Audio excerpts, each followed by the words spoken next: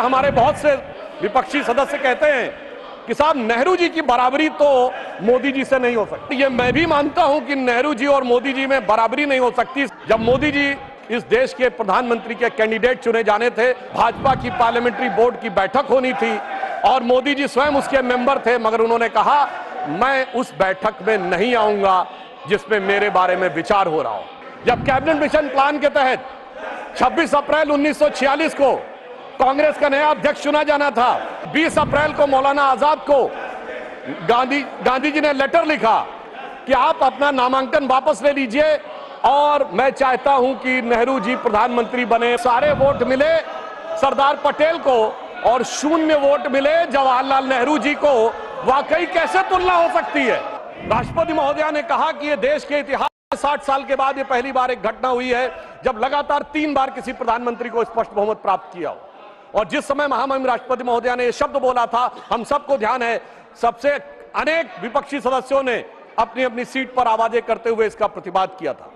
संभवतः उनके मन में इस बात के लिए स्वीकार्यता नहीं हो पा रही थी कि यह कैसे हो गया कि लगातार तीसरी बार मोदी जी के नेतृत्व में भारत की जनता ने स्पष्ट जनादेश दिया और पंडित जवाहरलाल नेहरू जी का वो रिकॉर्ड जिसके ऊपर वो बहुत इतराते थे, उसकी बराबरी हो गई। मगर हमारे बहुत से विपक्षी सदस्य कहते हैं कि साहब नेहरू जी की बराबरी तो मोदी जी से नहीं हो सकती। तो सभापति महोदय, मैं आपके माध्यम से कहना चाहता हूं कि तीसरी बार मोदी जी चुन के आए हैं और ये मैं भी मानता हूं कि नेहरू जी और मोदी जी में बराबरी नहीं हो सकती, इसलिए तीसरी बार आने पे मैं सिर्फ 3 बिंदु दूंगा जिस पर हम मानते हैं कि नेहरू जी और मोदी जी की बराबरी नहीं हो सकती। नंबर 1, जब मोदी जी इस देश के प्रधानमंत्री के कैंडिडेट चुने जाने थे, सभापति महोदय, मुझे आज तक याद है 13 सितंबर 2013 शाम 6 बजे भाजपा की पार्लियामेंट्री बोर्ड की बैठक होनी थी और मोदी जी स्वयं उसके मेंबर थे, मगर उन्होंने कहा मैं उस बैठक में नहीं आऊंगा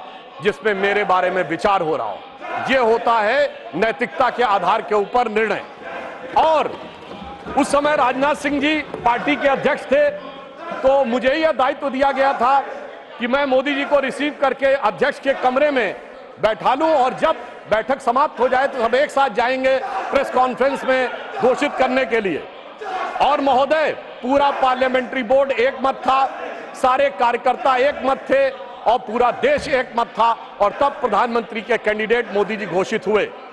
उधर पंडित जवाहरलाल नेहरू, जब कैबिनेट मिशन प्लान के तहत 26 अप्रैल 1946 को कांग्रेस का नया अध्यक्ष चुना जाना था और उसके लिए कांग्रेस वर्किंग कमेटी की बैठक होनी थी और 20 अप्रैल को मौलाना आजाद को गांधी जी ने लेटर लिखा कि आप अपना नामांकन वापस ले लीजिए और मैं चाहता हूं कि नेहरू जी प्रधानमंत्री बने। परंतु इसके बावजूद उस बैठक के अंदर क्या हुआ, इसका रिकॉर्ड आचार्य कृपलानी ने अपनी किताब Gandhi his life and thought, Maulana Azad ने अपनी किताब India wins freedom, Rajmohan Gandhi ने अपनी किताब सरदार पटेल और उस समय के सबसे प्रख्यात पत्रकार दुर्गादास ने अपनी किताब India from Curzon to Nehru and thereafter में लिखा है कि 1 वोट मिला पट्टाभी रमैया को और शायद 1 या 2 वोट मिले आचार्य कृपलानी को, शेष सारे वोट मिले सरदार पटेल को और 0 वोट मिले जवाहरलाल नेहरू जी को।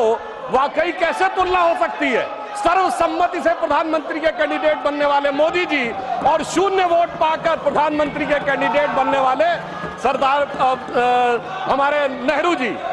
एक वो नेता जिसको पूरे देश ने नेता माना, एक वो नेता जिसको उसकी पार्टी में किसी ने नेता नहीं माना। इसलिए वाकई तुलना नहीं हो सकती। बल्कि मैं तो कहना चाहूंगा, आज खड़गे जी अध्यक्ष बनना था तो सोनिया गांधी जी की इच्छा थी तो सारे डेलीगेट्स ने खड़गे जी को वोट कर दिया और शशि थरूर जी ने नामांकन वापस कर लिया। उस समय गांधी जी की इच्छा के बावजूद किसी ने नेहरू जी को वोट नहीं किया, तो मैं कह सकता हूं आज खड़गे जी की स्थिति उस समय के नेहरू जी से बेहतर है।